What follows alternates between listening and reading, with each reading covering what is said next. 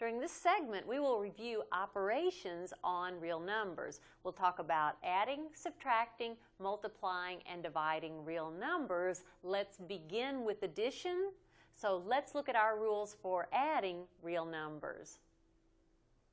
Remember to add two numbers with the same sign, add their absolute values, and attach their common sign.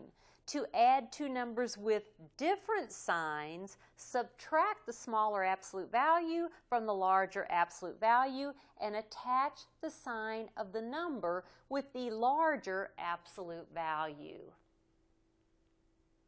We will remember all of these as we go through operations and also talking about order of operations. But first, let's simply add these two numbers. I'm adding negative 14 and negative 10, so I'm adding two numbers with the same sign, which means I add their absolute values. Absolute value of negative 14 is 14. Absolute value of negative 10 is 10.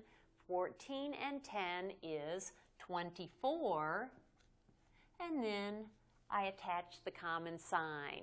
So this sum is negative 24. We're going to move on to subtraction now. So let's recall how we subtract real numbers.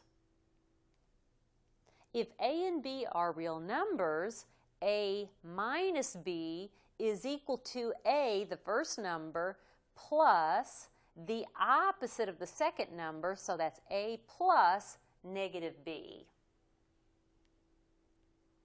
So let's remember how we subtract real numbers by looking at a subtraction example.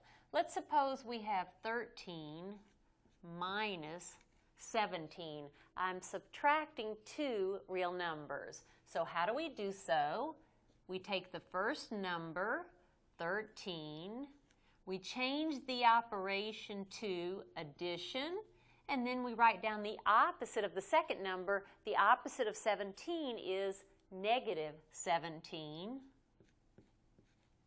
And now look what we have. Now we are adding two numbers with different signs. How do we do so? Well, we subtract their absolute values. The absolute value of this number is 17. The absolute value of this number is 13.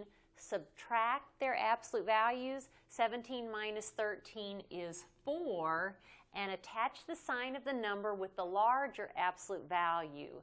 This number has the larger absolute value.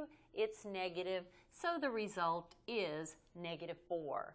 13 minus 17 is equal to negative 4. So we've talked about adding.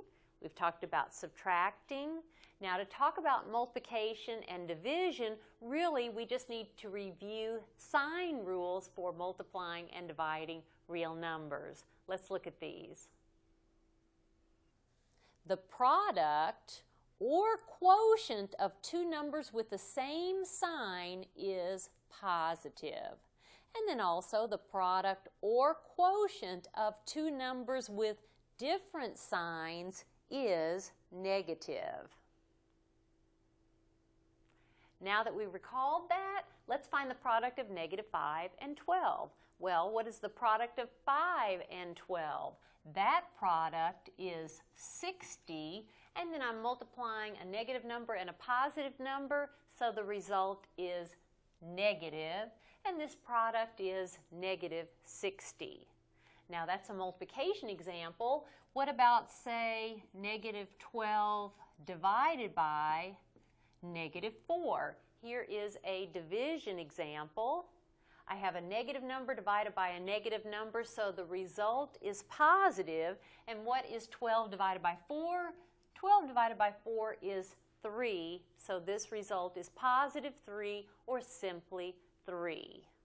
Now let's also talk about 0. Let's begin with multiplication with 0. Let's look at the following. Product property of 0. 0 times any real number a is equal to 0. Also, any real number a times 0 is equal to 0. Let's finish talking about 0 by talking about 0 with division. What is 0 divided by any real number except 0? Well, 0 divided by, for example, -2 is 0 because remember we checked division with multiplication because 0 times -2 is 0. What about -2 divided by 0? Well, we say that is undefined, and let's talk about why. So in other words, division by 0 is undefined. Why? There is no real number that when multiplied by 0 gives a result of -2. So once again, we say division by 0 is undefined. Thus far, we've talked about addition, subtraction, multiplication, and division. Now let's talk about exponents. And it's very important for you to realize the difference between this expression and this expression.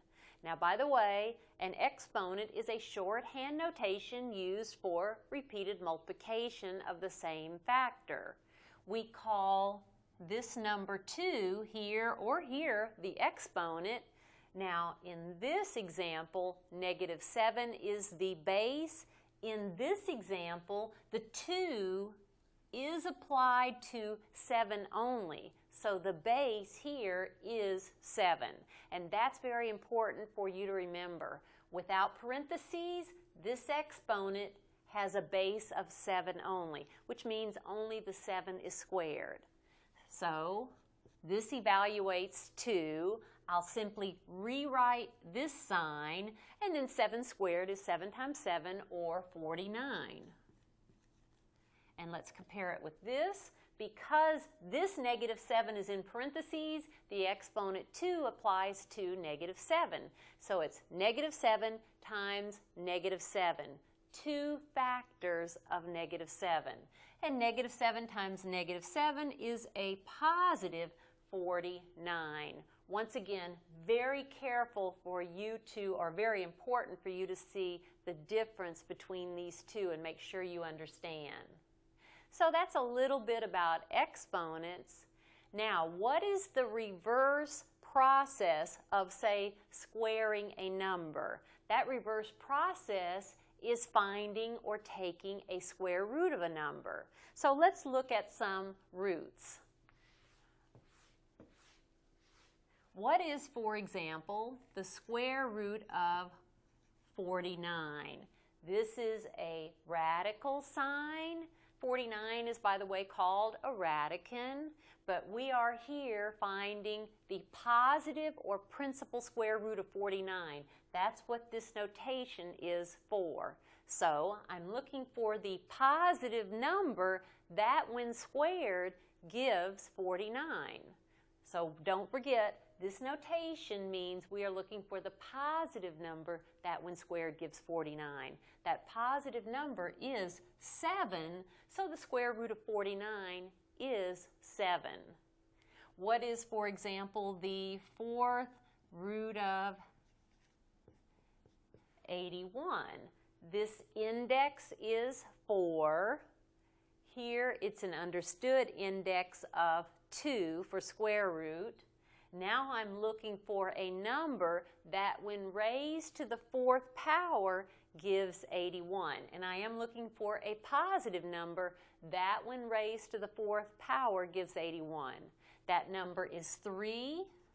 So the 4th root of 81 is 3. Why? Because 3 is positive and 3 to the 4th power is 81. And that is true for even roots of positive numbers. What about, say, the square root of a negative number? Say the square root of -100. Is there any number that, when squared, gives a result of -100? can you think of any number, that one squared gives a result of negative 100?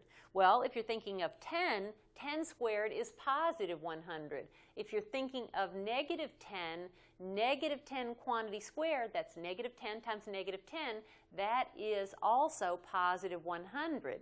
So we say that this, the square root of a negative number, is not a real number. And that's a quick review of roots. Now let's talk about order of operations. This is the order in which we have agreed to perform operations. Simplify expressions using the order that follows. If grouping symbols such as parentheses are present, simplify expressions within those first, starting with the innermost set. If fraction bars are present, simplify the numerator and denominator separately. So here's our order. First, evaluate exponential expressions, roots, or absolute values in order from left to right. Next, multiply or divide in order from left to right, and then finally add or subtract in order from left to right. This way, each expression evaluates to a single number. So what is the single number that this expression evaluates to? I have negative 3 squared plus 2 cubed. So I have exponents and I have addition. Exponential expressions are higher in order of operations, so I perform that first. So be very careful.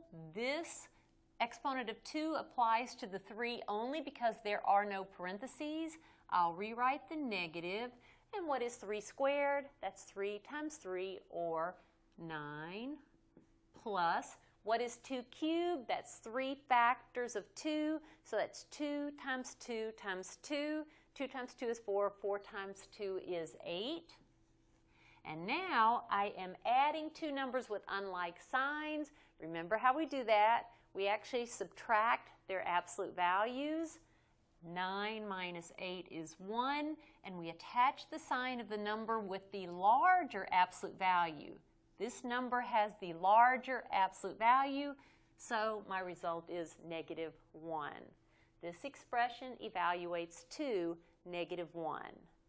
Let's try that again. We are using order of operations to evaluate expressions. Negative 8 divided by 4 times 2.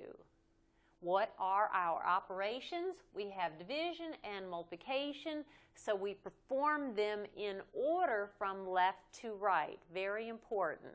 So from left to right, we'll first divide. What is negative 8 divided by 4? That is negative 2, and then I have times 2. What is negative 2 times 2? That is negative 4. So this expression evaluates to negative 4. Let's continue working with order of operations by evaluating this expression. Don't forget the fraction bar here serves as a grouping symbol, so we work above and below independently. Now if I look above the fraction bar, I have two sets of parentheses, so I'll simply work within each set independently. So let's rewrite and start simplifying. In this first set of parentheses, I do have a square root. I need to take the square root of 9. The square root of 9 is 3 because 3 is positive and 3 squared does give me 9. So instead of square root of 9, I'll write 3 minus. Now within this set of parentheses, I'm subtracting. If you need to, take that extra step and rewrite it as an equivalent addition.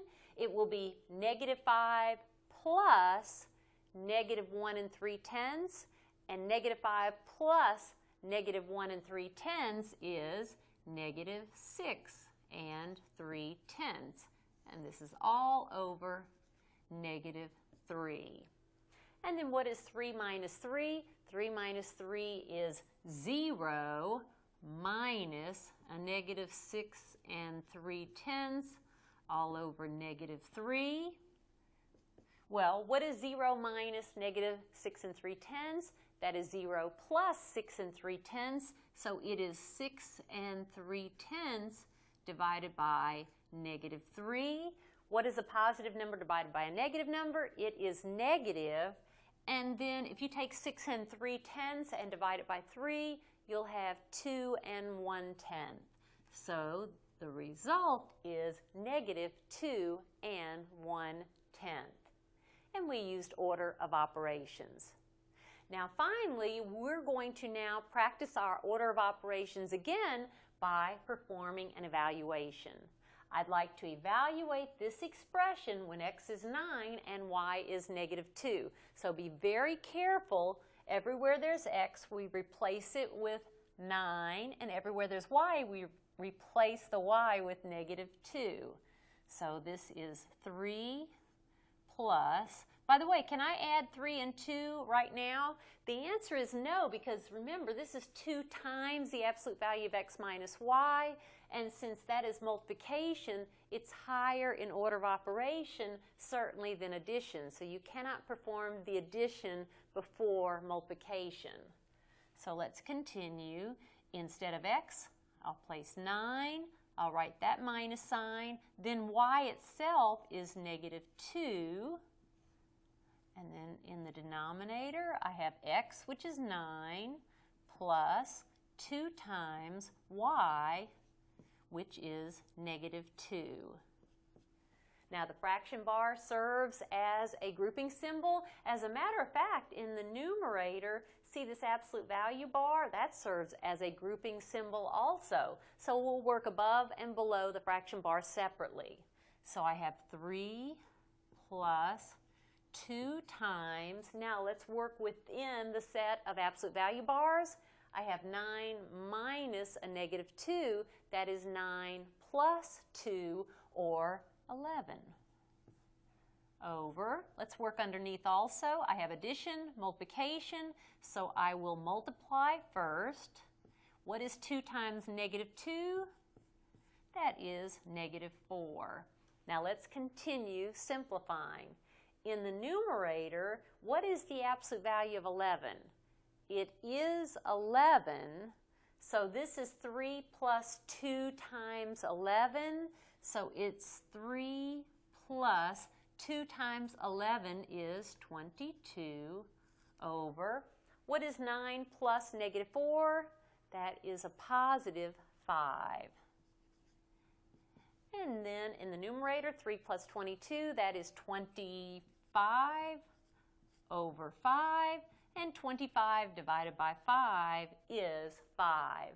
So the value of this expression at these replacement values is 5. At this time, practice all of your operations on real numbers and order of operations.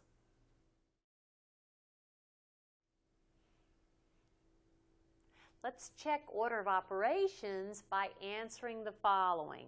Evaluate the expression negative 24 divided by 4 times 2 plus 1.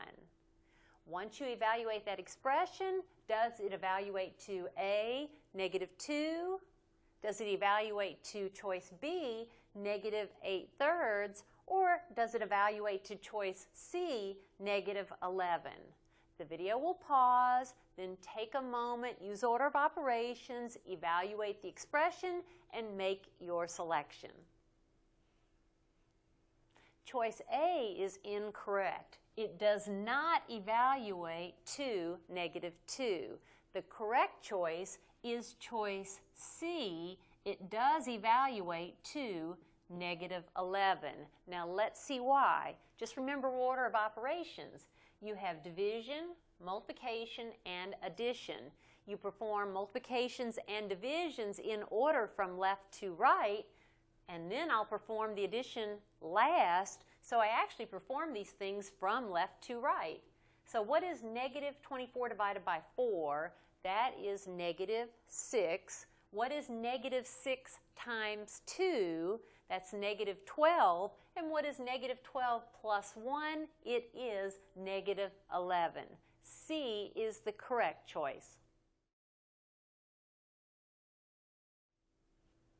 Unfortunately, B is incorrect. The correct choice is choice C. This expression evaluates to negative 11. Now let's see why choice C is correct. We have division, multiplication, and addition.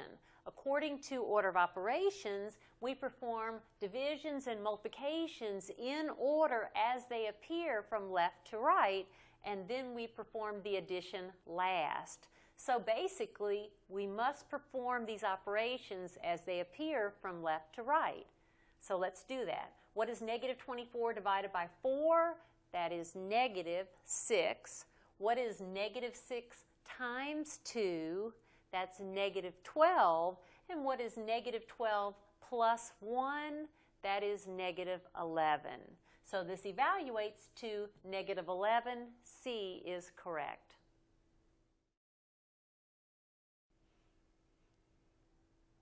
Choice C is correct. Let's check why.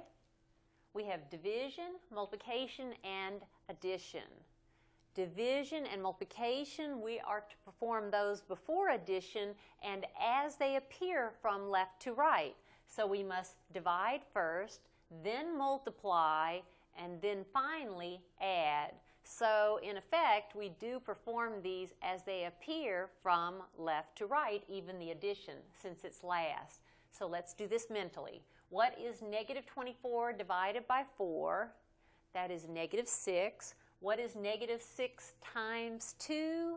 That is negative 12. And what is negative 12 plus 1? That is negative 11. Negative 11 is correct.